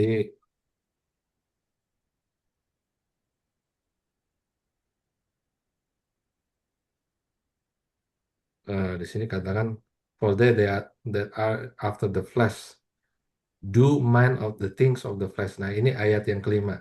Jadi mereka yang berpikiran secara daging atau karnal itu mereka pikirannya hanya dipenuhi dengan hal-hal yang dari daging karnal. Daging itu bukan berarti pikiran dosa atau gimana, tapi seringkali pikiran-pikiran yang hanya tujuannya istilahnya hanya untuk daging, untuk comfort, untuk dan sebagainya. Bukan berarti kita nggak ini ya, nggak apa menentang comfort. Tuhan kepingin kita hidup di dalam blessings, yes betul. Tapi seringkali itu menjadi segalanya sehingga kita lebih mencintai hal yang di dunia ini. Nah, itu yang namanya carnal mind. Jadi orang Hmm. bisa spiritual tapi nggak spiritually minded. Nah, waktu orang udah move, karena itu tipis sekali, ya. Begitu move sedikit dari pikiran yang tadinya fokus kepada Tuhan, fokus kepada pekerjaannya, ya kan, fokus untuk menjaga hidupnya di depan Tuhan, terus mulai bergeser, bergeser. Nah, waktu bergeser ini di sini dibilang the carnal mind is enmity kan. For to be carnally minded is death, but to be spiritually minded is life and peace. Jadi di situ pernah ada satu pertanyaan juga sama seperti yang Pak Vincent lemparkan eh, di KKR apa seminar dari John G. Lake Ministry ini. Ada seorang bertanya, itu mama saya sebenarnya dia rajin ke gereja, oh, apa namanya, rajin melakukan pelayanan. Iya betul, Hmm. pelayanan is one thing gitu loh. Tapi yang lain is spiritually minded-nya ini. Nah, spiritually minded ini yang sering kali orang nggak jaga. Jadi akhirnya waktu keluar dari spiritually minded, masuk ke carnal mind, di situ mulai masuk gitu. Hmm. Dan tapi kita juga harus ingat yang namanya si musuh juga dia nggak akan diam ya. Jadi dia akan terus menyerang. Kalau bisa istilahnya apalagi orang-orang yang memberitakan firman Tuhan dengan kuasa, Hmm. kalau bisa dia dijadikan billboardnya musuh untuk kasih lihat nih loh Tuhan nih gagal nih dengan cara membuat orang itu sakit. Nah di sini tentunya anak-anak Tuhan apa namanya harus mengerti bahwa kita ini ada warfare. Tapi yang kedua, kita juga harus tahu bahwa kita itu hidup disembunyikan di dalam Kristus. Kolose 3 ayat 3. We are hidden in Christ. Nah, waktu kita menyadari itu, akhirnya semua janji Tuhan kan diaktifkan karena iman kan. Jadi waktu kita menyadari dan kita percaya, ya udah kita tinggal di situ terus, gitu Pak. Mm, Jangan dibawa keluar. Karena dunia ini kan penuh dengan distraction. Jadi yang dia mau kan untuk distract keluar pikiran kita dari dia. Kira-kira gitu, Pak. Hmm. Ya, Jadi lebih keeping holiness, not giving apa chance to open terhadap Iya. sedikit pun terhadap fleshly things ya. Iya. Itu eh, tentunya pasti Roh Kudus yang menjaga kita ya. Karena kita kan namanya manusia kan bisa lupa. Tapi akhirnya Roh Kudus bisa ngingetin kita gitu untuk sebentar. Ya, untuk kembali ya. Untuk kembali kepada Tuhan.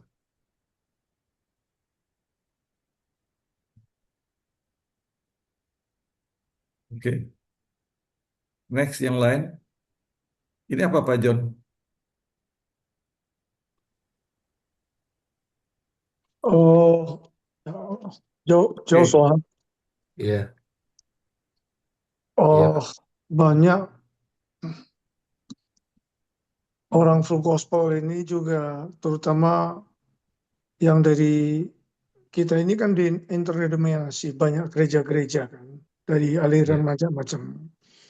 Nah itu mereka mungkin udah kayak dipatok ya, dipatok seolah-olah bahwa healing is a gift from God.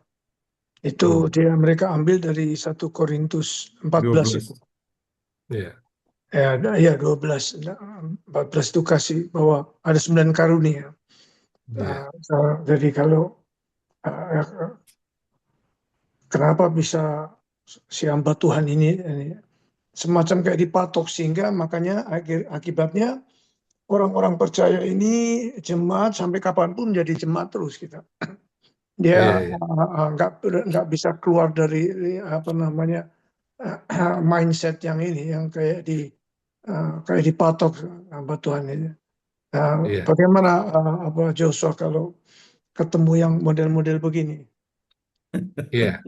Kalau saya balikan lagi ke firman Tuhan ya Pak, ada yang namanya sign. Sign itu kan artinya tanda. Itu kan ditulis di Markus 16 ayat 17.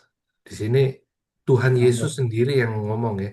Dibilang, dan bagi mereka yang percaya, tanda-tanda ini akan menyertai. Jadi bukan kita mengejar tanda, tapi tanda menyertai kita. Karena kita percaya sama Dia, sama Tuhan Yesus.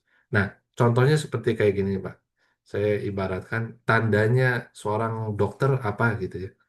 Seorang dokter kita bisa tahu dia pakai baju putih, ada stetoskopnya, kita langsung oh, ini dokter nih, gitu kan.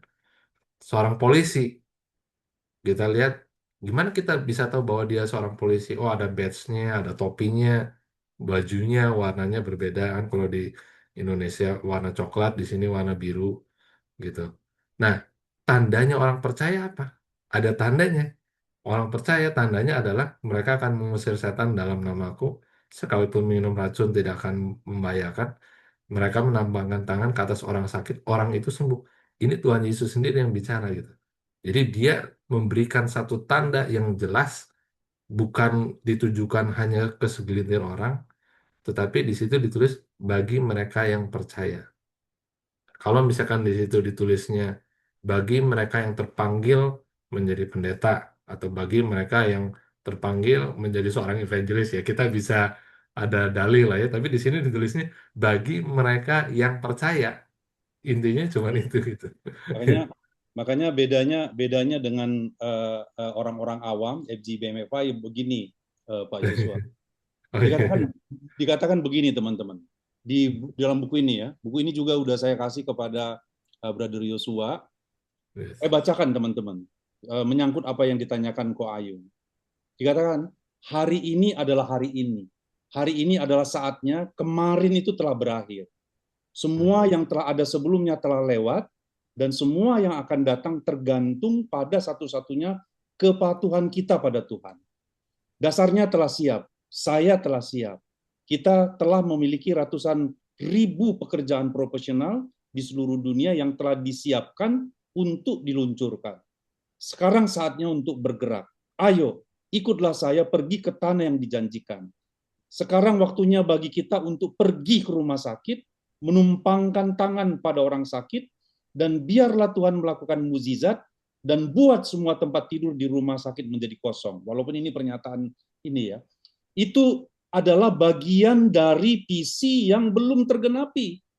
Itu adalah bagian dari gelombang baru dari kemuliaan Tuhan, gelombang baru yang akan mengalir ke seluruh bumi.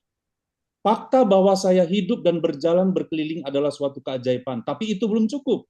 Saya harus terus maju dan berdoa bagi orang lain dan biarkan mereka menerima kuasa Tuhan. Mandat dari Tuhan agar kita mematahkan rantai-rantai yang membelenggu dunia ini. Mandat kita adalah menghancurkan isolasi dari kesepian dan menghubungkan dunia ini kepada Tuhan. Itu ada di visi kita, Bapak Ibu sekalian. Jadi 2 bulan yang lalu saya sama Pak Anton Widodo ketemu dengan Brother Yosua di Perth, teman-teman sekalian. Saya menyampaikan PCFG BMFI, lalu Brother Yosua lihat, wow, ini PCFG BMFI match, dan beliau sharing tentang kesembuhan ini, divine healing, teman-teman. Makanya terjadilah pertemuan malam hari ini. Sebenarnya sudah tertunda, tapi memang di bulan Juli ada program SOTV, makanya saya masukkan di sini, teman-teman. Tapi bukan karena SOTV-nya semata, teman-teman. Tapi benar-benar ini penting sekali di hari-hari ini, teman-teman sekalian. Oleh sebab itu, karena waktu kita sudah lewat 13 menit, teman-teman, kita akan tutup di dalam doa, tapi mohon teman-teman, saya sudah sharingkan ini ke grup-grup nasional, seharusnya bisa lebih banyak yang membutuhkan. Oleh sebab itu, teman-teman yang hadir di sini, minta tolong, link yang sama, password yang sama, itu untuk besok. Saya akan share lagi. Besok itu Ko Ayung dan Bro Yosua yang akan sharing lagi. Ini adalah penggenapan dari visi kita, gitu. Oleh sebab itu milik kita sama-sama. Berbeda dengan denominasi di FG BMFI, itu diajarkan kepada kita bahwa ini adalah tanda yang menyertai setiap kita, teman-teman sekalian. Jangan bermain-main lagi hari-hari ini. Mari kita menuntaskan pilihan panggilan Tuhan dalam kehidupan kita. Karena waktu-waktunya sangat genting, sangat penting, teman-teman sekalian. Ini adalah panggilan benar-benar. Ini adalah suara kehendak Tuhan, teman-teman, seperti yang disampaikan tadi. Untuk kita bisa menggunakan kuasa atau mandat yang sudah ada di dalam kita. Jadi, teman-teman, mari sama-sama terus kita belajar, karena gini, kenapa ditekankan teaching-nya? Demos bilang begini, untuk menggenggam penuh gerakan dinamis dari apa yang Tuhan mau buat di hari-hari yang terakhir, yang paling penting adalah spiritual understanding. Sekali lagi, yang paling penting adalah spiritual understanding. Jadi dengan kita mendengar tadi, kita disadarkan bahwa hak otoritas itu, kuasa itu ada di dalam kita, teman-teman. Mindset kita yang perlu diubah, ya kan? Pemahaman kita, pengertian kita yang perlu diubah. Karena ini sudah ditentukan buat kita semua. Oleh sebab itu, sekali lagi, mohon teman-teman, hanya ketaatan untuk men-sharingkan ini ke teman-teman yang lain. Tolong teruskan flyer yang ada. Kita bukan gagah-gagahan, bukan program-programan, bukan, teman-teman, tidak. Tapi benar-benar mandat itu sudah ada di dalam kita. Oleh sebab itu akan akan di-share besok, tolong bawa biar berbondong-bondong orang datang. Saya memberikan 1-2 kesempatan, nggak apa-apa ya, Ko Ayung, izin 5 menit untuk mendoakan. Ada yang tidak tahan mungkin, ada yang di rumah sakit saat ini. Kalau ada teman-teman langsung buka mic, langsung sampaikan apa yang ini. Kalau Tuhan tempatkan sesuatu di dalam Bapak Ibu, silakan buka mic. Ya, silakan. Tolong didoakan saya, batuk sudah 2 minggu. Jadi biar bisa ada satu kesembuhan dari Bapak Yosua, supaya iman percaya saya semakin kuat. Terima kasih Pak. Salam. Langsung. Oke. Kita berdoa ya. Nah, ini saya berharap untuk yang sudah ikutan tadi, bisa memperhatikan ini hanya sebagai panduan saja, tapi nanti selebihnya eh, ikut sesuai apa nurut kepada firman Tuhan, tunduk kepada firman Tuhan bagaimana cara Tuhan Yesus melakukan kesembuhannya. Mari kita berdoa. Terima kasih Bapa di surga, kami mengucap syukur Tuhan, kasih karunia-Mu turun di atas Pak Sahat saat ini. Di dalam nama Tuhan Yesus Kristus, aku mengambil otoritas atas tubuh Pak Sahat saat ini. Aku perintahkan semua gangguan, batuk, semua gatal, aku perintahkan keluar dalam nama Tuhan Yesus Kristus. Dari leher Pak Sahat saat ini juga, detik ini juga, jadilah sembuh di dalam nama Tuhan Yesus Kristus. Semua penyebab batuk, aku perintahkan keluar. Roh sakit penyakit, aku perintahkan keluar saat ini juga dan tidak pernah kembali. Sembuh total di dalam nama Yesus dari ujung kepala sampai ujung kaki. Dan aku melepaskan kuasa Roh Kudus dan kehidupan Kristus masuk ke dalam setiap sel di dalam tubuhmu. Seluruh organ tubuhmu dipenuhi dengan kehidupan Kristus. Di dalam nama Tuhan Yesus. Terima kasih Tuhan Yesus. Roh Kudus memenuhi engkau in the name of Jesus Christ. Amen. Amen. Satu lagi teman-teman, silakan, ada yang mau menyampaikan? Langsung aja buka mic-nya. Ayo berlomba. Ada? Jika tidak ada, saya serahkan kepada. Kalau Ya. tanya boleh. Oke, boleh. Mau nanya, kalau kita ada orang yang koma, terus kita sudah doakan, tapi udah berapa tahun gitu ya, masih juga apa yang harus kita lakukan? Doanya udah dengan iman percaya nih. Terima kasih Bro Yusuf. Iya, oke. Eh, Waktu itu mau tanya dulu Bu, apakah waktu itu memohon kepada Tuhan untuk supaya Tuhan menyembuhkan Bu Meta? Waktu itu sih kita bilangnya, maksudnya kalau memang sudah tugasnya sudah selesai, jangan Tuhan perpanjang, tetapi kalau memang masih ada tujuan Tuhan yang digenapi, maka Tuhan lebih dari sanggup untuk membangkitkan. Gitu sih. Oke. Nah, nanti boleh dicoba dirubah Nah, cara doanya. Jadi bukan kita meminta lagi, tapi kita memerintahkan. Seperti kayak saya tadi. Aku perintahkan di dalam nama Tuhan Yesus. Misalkan dia yang koma ya. Aku perintahkan di dalam nama Tuhan Yesus kembali kepada kesadaranmu, sembuh dari komamu, dan balik normal. Kita perintahkan kepada tubuhnya. Jadi bukan kita meminta Tuhan lagi, karena kita sudah diberikan otoritas sama Tuhan Yesus. Dengan nama Tuhan Yesus bisa dipakai untuk menyembuhkan yang sakit. Itu.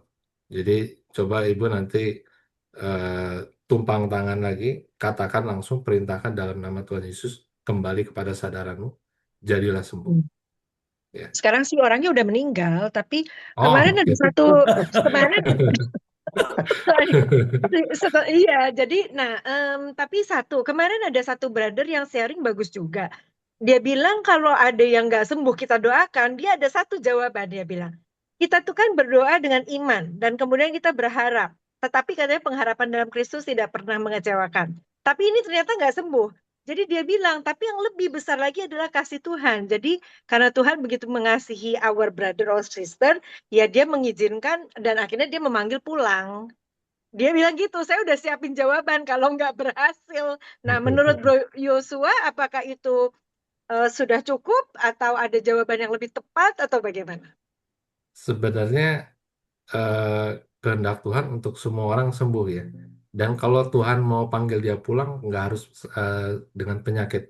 Saya kasih contoh aja, 2 tahun yang lalu, 2025, ini cepat aja ya kesaksian. Jadi saya diminta untuk teman saya ini mendoakan seseorang, istilahnya bapak rohani dia, udah umur 70-an juga, seorang penginjil juga, udah sakit-sakitan tapi di rumah sakit di Bandung, gagal ginjal, stroke, bukannya banyak lah. Nah, waktu saya datang ke sana, saya lihat Kak, kondisinya memang udah parah.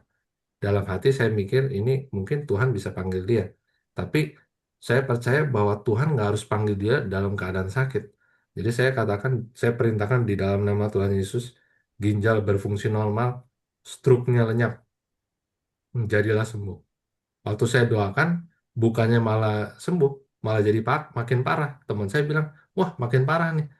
Saya bilang, oh nggak usah khawatir. Kenapa? Karena Tuhan Yesus sudah mengalahkan semua itu. Saya balik lagi. Saya bilang, nggak usah khawatir, Tuhan Yesus menyembuhkan dia. Saya bilang, di dalam nama Tuhan Yesus. Sekali lagi. Jadi waktu kita ngelihat belum sembuh, jangan jangan takut. Karena Tuhan Yesus juga pernah mendoakan mata yang buta ya. Dia sekali doakan cuma lihat kayak bayangan. Dia doakan sekali lagi, dia perintahkan. Saya datang, saya perintahkan lagi di dalam nama Yesus. Ginjal, berfungsi normal. Bangun. Nggak lama setelah itu kita mengadakan kayak healing meeting kecil di kota Bandung. Ada papa mama saya juga di situ datang. Nah, orang ini datang keluar dari rumah sakit dan istrinya menceritakan kepada saya yang namanya gagal ginjal itu kan mohon maaf ya nggak bisa buang air kecil kan kalau gagal ginjal itu. Nah, itu kelihatan kesembuhannya gimana? Waktu dia minum, si istrinya itu taker kira-kira berapa? Itu keluarnya sama persis berapa liter. Sampai akhirnya sembuh total dan dia jalan masuk ke ruangan di mana kita mengadakan kebaktian ya tangannya yang tadinya kaku udah mulai bisa gerak udah bisa ngangkat tangan nah udah sehat bener-bener nih besoknya udah siap pergi katanya udah pakai pakaian rapi lagi makan tiba-tiba blek meninggal jadi waktu dia pulang ke rumah Bapak di surga nggak perlu pakai penyakitnya disembuhkan dulu baru dia pulang ke rumah Bapak gitu kira-kira gitu Bu. Ya. Oke, thank you, bro. Siap-siap Next jadi kita praktekin. siap-siap jadi pengekspor nanti. Bro Sandi, kita tutup kali ya. Kita Ya, apa? kita akan Ayo. lebih baik kita tutup. Tapi besok ya, tolong ya teman-teman ya. Sebelum saya tutup doa, teman-teman yang hadir malam hari ini mendengar, ini bukan kita cuma mendengar percaya yang disampaikan malam hari ini Joshua ini adalah kita ini sedang berurusan dengan iman ya. Yang Tuhan kehendaki itu iman percaya kita. Jikalau kita yakin berdoa, kita yakin kita diberi otoritas, kita yakin bahwa kita ini identitas kita ini anak Allah ya, kita ini dipilih oleh Tuhan. Nah, kita ini jangan punya ada keraguan-keraguan. Keraguan-keraguan itu itu yang dibenci sama Tuhan. Oleh karenanya besok saya minta ada paling enggak 2 orang testimoni apa yang saudara besok lakukan. Terutama Pak Sahat, tadi kan sudah diusir itu virus bakteri. Ya. Nah, nanti Pak Sahat bisa perintahkan sendiri, Pak. Siap, Pak. Ya, besok nanti pasti sembuh, Pak. Amin. Nah, Bapak bisa besok testimoni betul-betul Pak. Iya, Pak. Bagaimana kita supaya yang lainnya juga tumbuh iman. Nah, termasuk teman-teman praktek bisa di rumah sakit, segera ya, apa yang Pak Bicin ngomong, go and do. Nah ini acara kita ini ya sebetulnya SOTV itu go and do. Nah kita mendengar, kita percaya bahwa Tuhan itu Immanuel menyertai kita, memberikan otoritasnya atas kita, dia juga memberikan kuasanya, energia, dunamis, exousia, ya, kratos itu ada pada kita semua. Oke. Ya, jadi itu mari kita akhiri ya. Besok pagi, besok 6.30 juga sama jam yang sama. Mari kita berdoa. Bapa, kami mengucap syukur, terima kasih. Sungguh Engkau dahsyat, Engkau luar biasa, Engkau ajaib, kami kagum akan Engkau, bangga memiliki Allah yang hidup. Sebab Engkau datang untuk memberi hidup yang berkelimpahan. Dan kami percaya sakit penyakit malam hari ini tidak ada lagi dalam tubuh kami, karena tubuh kami adalah bait Roh Kudus-Mu ya Tuhan. Amin. Haleluya. Kalau kami sungguh taat dan sungguh-sungguh obedience sama Tuhan, lakukan perintah-Mu Tuhan, hidup kudus, hidup benar di dalam kebenaran, seluruh kebenaran-Mu, maka kami dimerdekakan dari semua sakit penyakit, dimerdekakan dari segala intimidasi, dari segala kekuatan asing dan juga roh-roh jahat. Kami percaya Bapa, kami boleh hari-hari ini menjadi alat-Mu yang efektif untuk menyelamatkan banyak orang. Oleh karena Bapa, limpahkan saat ini kasih agape kepada kami, kasih mula-mula. Haleluya kepada setiap orang Tuhan yang mereka yang terbelenggu, yang terikat, yang sakit, yang punya masalah Bapa, biar ada compassion heart, ada belas kasihan Allah turun atas kami semua Bapa, pakai kami. Di dalam nama Yesus bentar kami berpisah, kami percaya Tuhan Engkau akan menggerakkan kami semua untuk kami mengosongkan rumah sakit, kami mengosongkan Tuhan tempat-tempat haleluya di penjara, supaya orang-orang boleh sungguh-sungguh Tuhan mengalami kehidupan baru. Di dalam nama Yesus Bapa, ucap syukur dan berdoa. Amin. Makasih Ko Oke. Yung. Oke. Joshua.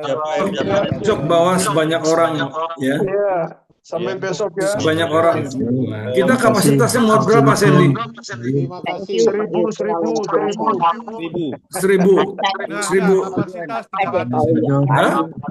300. 300. Oke. Ayo penuhi 300. Bawa yang sakit-sakit. Kalau emang udah lewat 300 ya bisa ditambah, tinggal ditambah lagi aja kita Pak. Oke. Praktek. Praktek. Praktek. Luar biasa, thank you Pak Yosua. Oh, Praktek. Sama-sama, Bu. Teman saya ada yang kanker di Singapura. Haleluya, amin, sembuh. waduh. Amin. Amin. Mungkin Amin. besok terakhir ada bagian sedikit lah untuk doa kesembuhan ya bagi yang sakit. Ya mungkin besok kita siapkan waktu, mungkin yang jangan sepanjang malam ini kayaknya Ya, biar dia ikut nanti yang sakit yang di Singapura. Praktek ya, mendoakan. Iya. Sandy suaranya kekecilan, Terima kasih Sandy. semuanya, Ya. Tuhan. Jadi besok kita akan semua. siapkan waktu untuk Betul. praktek langsung melayani, mendoakan. Oke. Yes, Oke. mantap.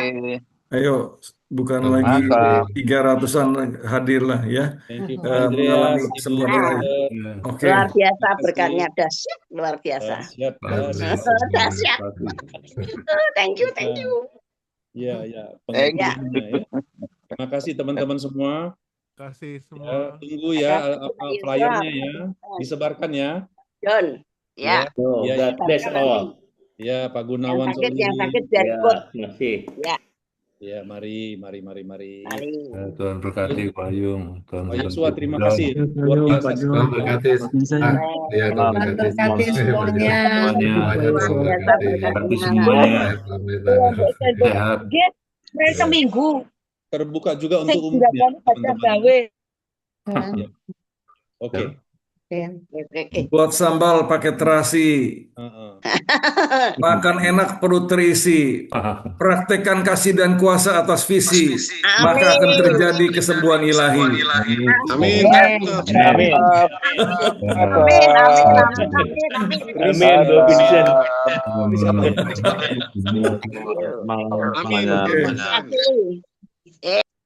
Sampai ketemu besok ya. Sampai ketemu teman-teman. Mari. Sampai God ketemu. bless. Oke, Pak Andreas, Ibu, God bless. Bro Sandi. Ya. Bro Sandi, saya besok itu 7.30 ada kegiatan yang nggak bisa saya inikan. Please ya, please bantu ya Bro Sandi ya. Apa Pak Kris yang Mungkin host. Pak Kris